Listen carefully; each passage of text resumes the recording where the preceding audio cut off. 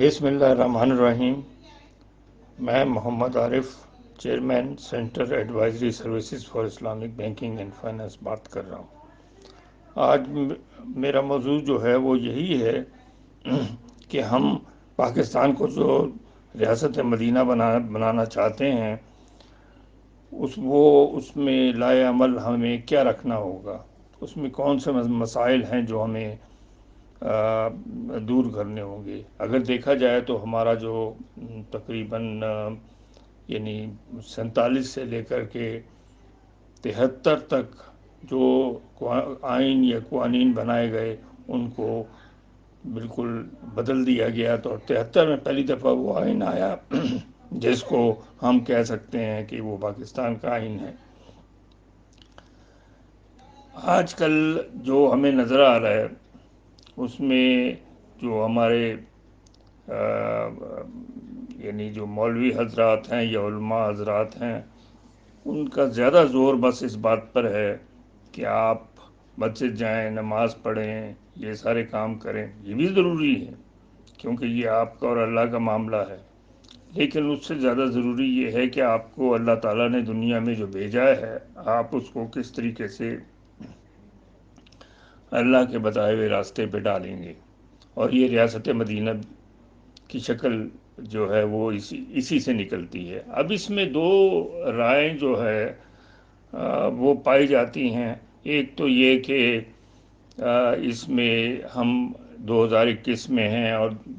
1400 سال پہلے یا 1400 سال سے زیادہ جو زمانے میں طریقہ کار تھے اور حکومت کا جو سٹرکچر تھا اس کو کیا اب ہم امپلیمنٹ اسی طرح کریں گے یا اس میں بہت ساری چینجز ہوں گی۔ ظاہری بات ہے کہ آج کل کے دور میں بہت زیادہ چینجز ہمیں اس کو لانی ہوں گی، اور اس کے اندر ہمارے جو مذہبی علماء ہیں اور ان میں بہت فرق پایا جاتا ہے ان کی آراء میں۔ جہاں تک جو 5 ہمارے اراکین ہیں، نماز، روزہ، یہ سب باتیں،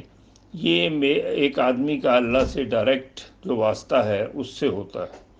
لیکن اس کے اندر ہم کیا کرتے ہیں کہ بس اس کو یہاں ختم کر کے پھر ہم نکلتے ہیں باہر اور پھر وہی کام شروع کر دیتے ہیں جس کے لیے اللہ نے ہمیں منع کیا ہے۔ مجھے یاد ہے کہ میں جب قرآن مجید کا ترجمہ کر رہا تھا خود اپنی نالج کے لیے، کیونکہ میں اسلامک بینکنگ اور فائنانس میں پاکستان کی کئی سال نمائندگی کرتا رہا ہوں، تو مجھے یہ نظر آیا کہ بہت سادہ طریقے سے بتایا گیا ہے کہ آپ کو زندگی کس طرح گزارنی ہے قرآن شریف میں۔ اور پھر اگر ہم رسول اکرم کی زندگی کو دیکھ لیں تو ہمیں ریاست مدینہ بنانے کی ضرورت نہیں ہے۔ اب یہ تو نہیں ہو سکتا کہ ہمارے ہاں ایک آدمی بھوک سے مر رہا ہو، ایک آدمی سڑک پہ کھڑا ہوا گاڑی کے انتظار میں یا کسی اس کے سواری کے انتظار میں کھڑا ہو یا پیدل اپنے دفتر جا رہا ہو، اور دوسرا آدمی جو ہے جو ان کا حکمران ہے وہ جناب اس پر ہیلی کاپٹر پہ بیٹھ کے وہ اپنے وزیر اعظم ہاؤس جا رہا ہو۔ تو یہ کوئی ریاست مدینہ اس طریقے سے نہیں بنتی۔ ریاست مدینہ بنانے کے لیے آپ کو وہ تمام چیزیں کرنی پڑیں گی جو کہ ایک ایز اے پرنسپل، ٹھیک ہے آپ اجتہاد کریں، ایز اے پرنسپل آپ ان چیزوں کو ایڈاپٹ کریں جو قرآن اور رسول اکرم صلی اللہ علیہ وسلم نے بتائی ہیں آپ کو۔ اور اس کے اندر آج کل آپ دیکھیں اپنے معاشرے میں، اسی میں جس میں پاکستان میں ہم رہ رہے ہیں، ایک طرف ہمارے جو جنوبی اور شمالی علاقے ہیں ان سے ہماری کوئی مطلب ہے کہ وہ پیسفل طریقے سے ہم ان کے ساتھ گزارا نہیں کر رہے، چاہے ایران ہو، چاہے افغانستان ہو، چاہے اس میں انڈیا ہو۔ لیکن اصل بات یہ ہے چائنا کے ساتھ بھی ہمارے تعلقات اب اس طرح نہیں رہے جس طرح پہلے تھے، اور سی پیک جو منصوبہ ہے وہ جس طرح پروان چڑھنا چاہیے تھا، یا ایران سے گیس لانے کا جو منصوبے تھے وہ جو ان کو پروان چڑھنا چاہیے تھا وہ نہیں چڑھے۔ تو لیکن یہ ہے کہ اس میں ہمیں لوگوں سے اگر ہم بات کریں، عام کسی آدمی سے بات کریں تو وہ کہتے ہیں ہم کیا کر سکتے ہیں، یہ ہمارے بس کی بات نہیں ہے، یہ تو حکومت کو کرنا ہے۔ اور بات صحیح ہے ان کی، کیونکہ جب اسلام آیا تو حضرت عمر رضی اللہ تعالیٰ عنہ کے زمانے میں پھر اس کا پورا ایک اسٹرکچر کہ ویلفیئر اسٹیٹ کو کیسا ہونا چاہیے اور کیسا نہیں ہونا چاہیے وہ بنایا. اس کے بعد پھر تبدیلیاں آتی گئی، لیکن پھر جو صدیاں گزر گئیں اس کے اندر سوائے ہم نے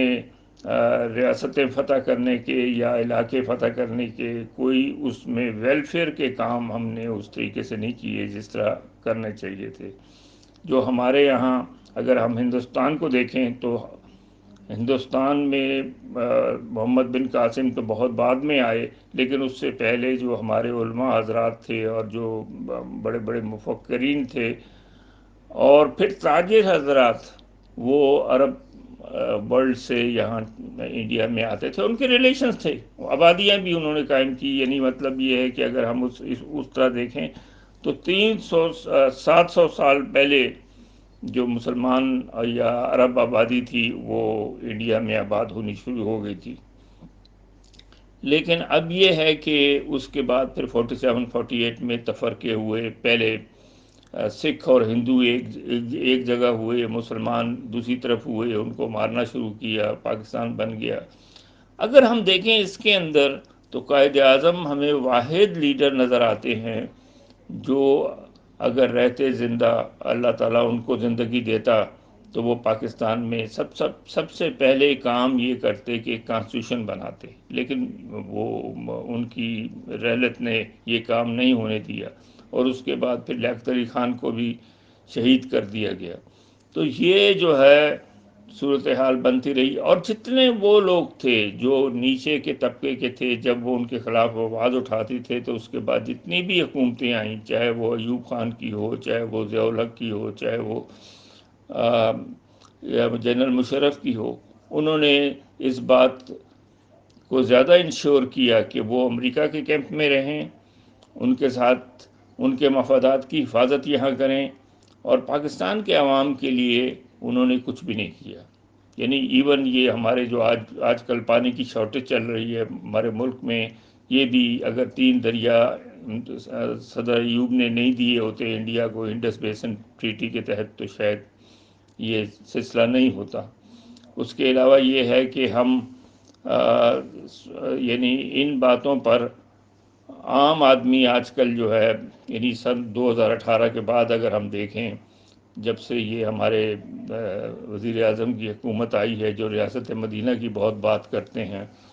تو بولنے میں تو بہت اچھے ہیں لیکن کرنے ہمیں تو ضرورت ہے ایسے آدمی کی جو کچھ کرے.